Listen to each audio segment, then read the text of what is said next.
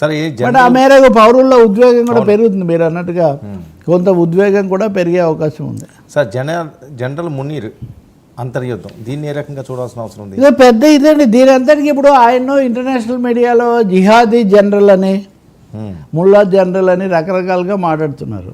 1980లో జియావుల్ హక్ పాకిస్తాన్కు ప్రతి అధ్యక్షుడిగా, సైనిక అధ్యక్షుడే ఆయన కూడా, అయితే అధ్యక్షుడిగా మార్చుకున్నాడు. ఆయన ఉన్నప్పుడు మొదలైంది వాస్తవంగా ఆఫ్ఘనిస్తాన్లో సోవియట్, అప్పుడు ఇంకా సోవియట్ ఉంది, ఎదుర్కోవాలి, జిహాద్ చేయాలి మనమని. ఆ జిహాదీ లక్షణాలన్నీ మునీర్ మళ్ళీ పునికి పుచ్చుకున్నాడు. ఎటువంటి వాడు అంటే ఐఎస్ఐకి చీఫ్గా పనిచేశాడు. ఇప్పుడు ఇదివరకంటే గత ప్రధానమంత్రి ఇమ్రాన్ ఖాన్ వద్దన్నా కానీ ఈయన ఏరికోటి తెచ్చి ఈయన మిలిటరీ అధినేతగా పెట్టారు. ఇతను వచ్చినప్పటి నుంచి కూడా ఇంకొకటి ఏంటంటే ఇతను చాలా సూపర్ రిచ్, 100 కంపెనీలకు అధినేత అంటే. పాకిస్తాన్లో అంత డబ్బున్న రాజకీయ నాయకుడు కానీ సైనిక అధికారి కానీ ఎవరు లేరండి. అంటే ఇటు మతము, ఇటు ఇంకోవైపున కంపెనీలు, అంటే సైన్యానికి సరఫరా చేసే సంస్థలు ఉంటాయి కదా, అలాంటి వాటిలో అత్యధిక పెద్ద కార్పొరేట్ తిమింగలం ఈయనేనంట. సో ఈయనకు ఉండాల్సిన లక్షణాలన్నీ ఉన్నాయి. ఆయన వాడిన భాష కూడా ది జగ్లర్ వెయిన్ ఆఫ్ కాశ్మీర్లో జీవనాడు ఎలాగే ఉంది. ఇవన్నీ కూడా ఆయన వచ్చిన రోజు నుంచి రెచ్చగొట్టడం ఒక పనిగా పెట్టుకున్నాడు. రెండోది ట్యాంకులు ఎక్కి మాట్లాడేది. మొన్న ఈ వార్నింగ్ ఇచ్చినప్పుడు కూడా ఆయన చాలా ఉద్రిక్తత పెంచడం అనేది ఒక లక్షణంగా పెట్టుకున్నాడు. దానికి 2 కారణాలు ఏమంటే, ఆయన 3 యుద్ధాలు చేస్తున్నాడు. భారతదేశంతో యుద్ధం, దొంగ యుద్ధం, ముసుగు యుద్ధం ఒకటైతే, రాజకీయ వర్గాల నుంచి ఆయన మీద విపరీతమైన ఒత్తిడి ఉంది, అంతర్యుద్ధం. ఆ వర్గాలు ఈయన ఉంటే ఇంక అసలు మాకు మన ఇది లేదు అన్న పద్ధతిలో వాళ్ళు చాలా తీవ్రంగా ఉన్నారు.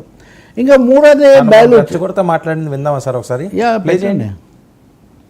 पाकिस्तान की कहानी अपने बच्चों को जो है आपने जरूर सुनानी है, ताकि वो पाकिस्तान की कहानी ना भूलें. Well, our forefathers they thought that we are different from the Hindus in every possible aspect of life. Our religion is different, our customs are different, our traditions are different, our thoughts are different, our ambitions are different. That was the foundation of the two-nation theory that was laid there. That we are 2 nations, we are not 1 nation. So because of that, our forefathers, they struggled, mounted that incessant struggle to create this country. Our forefathers, they have sacrificed immensely, and we have sacrificed a lot for the creation of this country. And we know how to defend it. My dear brothers and sisters and sons and daughters, please don't forget the story of Pakistan. And don't forget to narrate the story of Pakistan to your next generation, so that their bond with Pakistan, it never weakens. Whether it is the 3rd generation or the 4th generation or the 5th generation, they know that what Pakistan is for them. आज तक इंसानियत की तारीख में सिर्फ 2 रियासतें हैं जो कलमे की बुनियाद पर बनी हैं. पहली जो थी उसका नाम है रियासत तैयबा, क्योंकि तैयबा जो है वो नबी करीम सल्लल्लाहु अलैहि वसल्लम ने उसको नाम दिया था. और जबकि कुरान में उसका नाम है यसरब, या अहले यसरबा ला मुकाम लकुम फरजिउ, ये कुरान में नाम है उसका, जो आज जिसको मदीना अल मुनव्वरा कहा जाता है. और दूसरी रियासत जो है वो उसके 1300 साल के बाद अल्लाह ताला ने ये आपकी बनाई है, कलमे की बुनियाद. ఇదే నిజం. ఇప్పుడు జియావుల్ హక్ ఆ పరిణామాలు రాకముందు పాకిస్తాన్ సైన్యానికి వాళ్ళ సమగ్రత, దేశ పటిష్టత, ఇట్లాంటి ఇంటిగ్రిటీ ఇలాంటివి ఉంటే, ఇప్పుడు పాకిస్తాన్ సైన్యానికి ఏముంటుందంటే అలాగే అల్లాను మతాన్ని ధిక్కరించిన వాళ్ళకి పాఠం చెప్పడం, అల్లా కోసం అవసరమైతే ప్రాణాలు అర్పించడం, ఇది పెట్టుకున్నారు. ఒక దేశ సైన్యానికి ఇది ఏముంది? అతను ఇంతగా పాకిస్తాన్ అని చెప్తున్నాడు.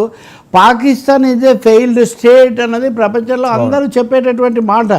2 నేషన్ థియరీ ఆయన ఇప్పుడు అంతగా బల్లగుద్ది చెప్పక్కర్లేదు. బ్రిటిష్ వాళ్ళు వెళ్తూ విడగొట్టినప్పుడే 2 నేషన్ థియరీ తీసుకొచ్చారు. అది గోల్వార్కర్ చెప్పాడు, అది జిన్నా కూడా చెప్పాడు. ఆ దశ అయిపోయింది. ఇప్పుడు 2 దేశాలు, ఇప్పుడు 2 కంట్రీస్గా ఎలా బతకాలి అన్న చూడకుండా 2 నేషన్, ఇఫ్ 2 నేషన్ థియరీ అయితే 3 నేషన్స్ ఎందుకైనాయి? సో మొత్తం ఆధారంగా ఒక దేశాన్ని నిర్ణయించడం కుదరదు అని చెప్పడానికి పాకిస్తాన్ 2 కావడమే ఉదాహరణ. బంగ్లాదేశ్ ఎందుకు విడిపోయింది? ఉదాహరణకు యాహియా ఖాన్ అనే నియంత ఇక్కడ కూర్చొని అక్కడ పెత్తనం చేస్తుంటే అక్కడ ముజబుర్ రెహమాన్ ఇవన్నీ కూడా వచ్చాయి. ఇప్పుడు మళ్ళీ చూస్తే ఈరోజు బంగ్లాదేశ్ కోర్టు నిన్న ఒక సాధువు ఉన్నాడు, ఆయన ఎవరు హిందూ రాధాకృష్ణ దాస్ ఏదో, ఆయనకు శిక్ష చేశారు వేరే హత్య కేసులో ఏదో ఉందని చెప్పి.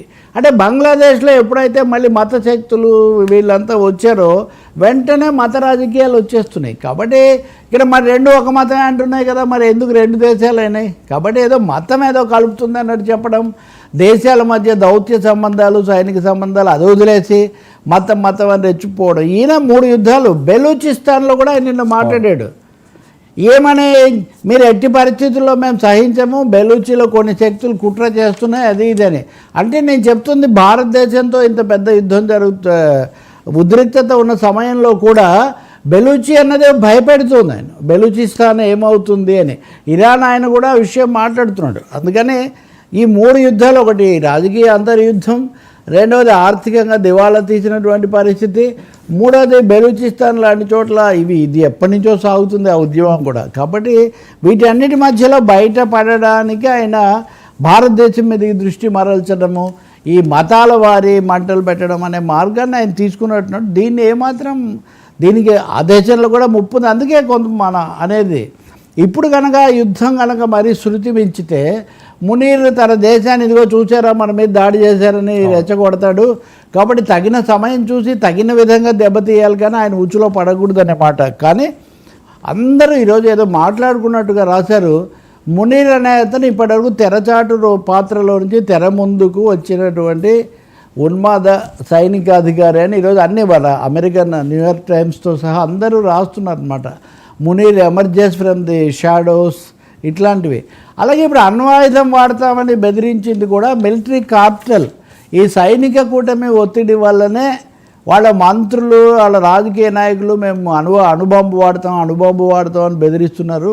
అది నిజానికి వాడితే వీళ్ళకి కానీ దేశానికి కానీ ఏమి ఉండదు. కాబట్టి ఇక్కడ మునీర్ యొక్క పాత్ర, ఆయన ఈ విధంగా దేశాన్ని గుప్పిట్లోకి తెచ్చుకుంటాడా, లేకపోతే ఇంకో వర్గం పాకిస్తాన్ సైన్యంలో కూడా కలహాలు తీవ్రంగా ఉన్నాయి. వాళ్ళు ఈయనని తప్పించి ఇంకొకరు ఎవరన్నా చేస్తారా అన్నది మనం ఇప్పుడు చూడాల్సిన అంశం. ఎందుకంటే ముషర్రఫ్ కార్గిల్ ఇదంతా చేశాడు, కానీ తనే దెబ్బతిన్నాడు కదా. ముందు ఆయన షరీఫ్ని తప్పించాడు, తర్వాత ముషర్రఫ్ని తప్పిస్తే ఎక్కడో పారిపోయి అక్కడెక్కడో ఇద్దరు పోయారు.